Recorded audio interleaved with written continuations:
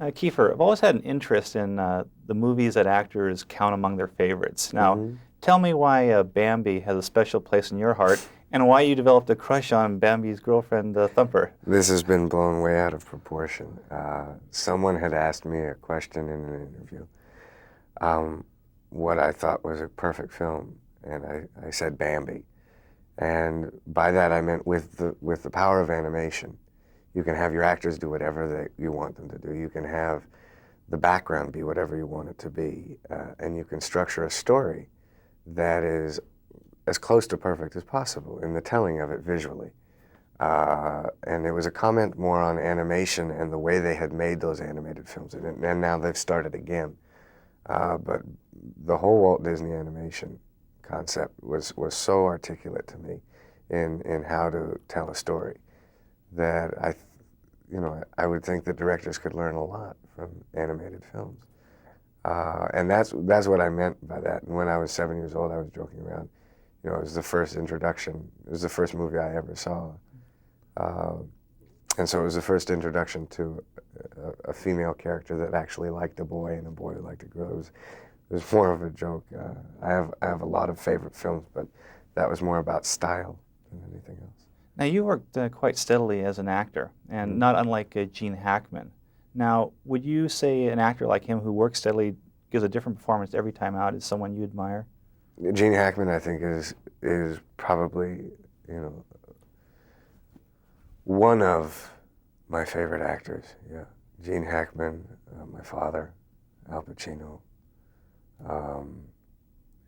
But Gene Hackman's got a realism to his performances that is staggering.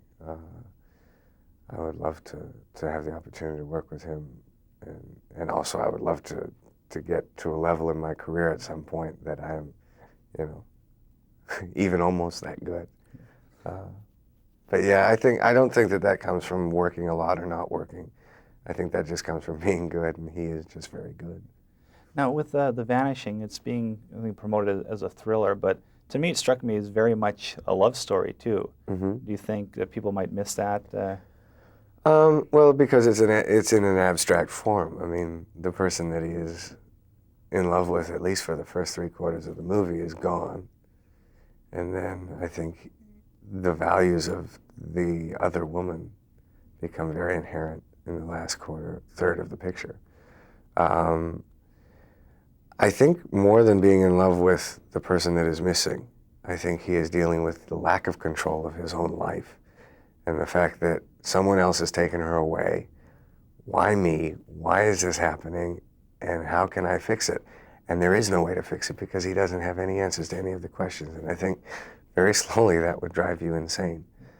Because I think as a society, we've gotten an amazing amount of control over our lives. The average rate of death is 73, and we all kind of fluctuate within that. And so it was interesting for me to do a film of a guy who had all that taken away and what he's going to do to get it back. Okay.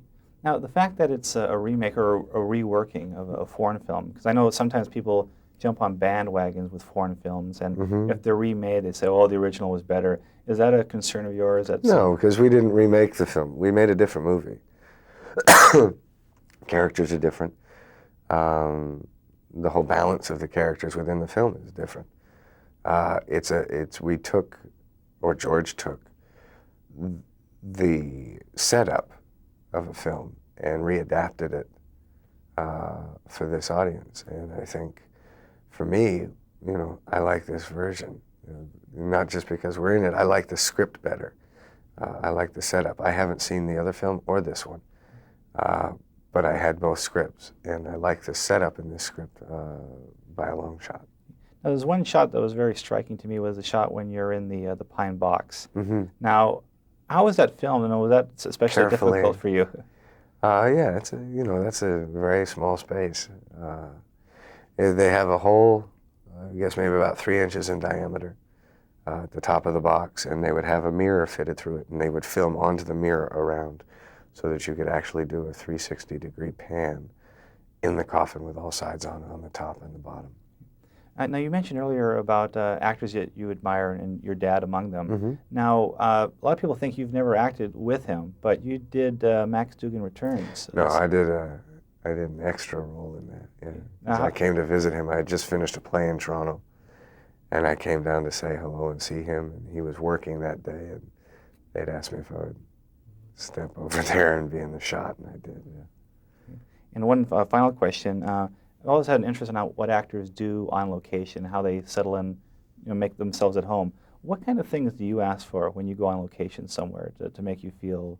I don't ask for very much. I mean, I get a place to live, and as far as shopping, I mean, and all those things, you do those yourself. I mean, so I just need a place to live, and a place large enough for my family to come.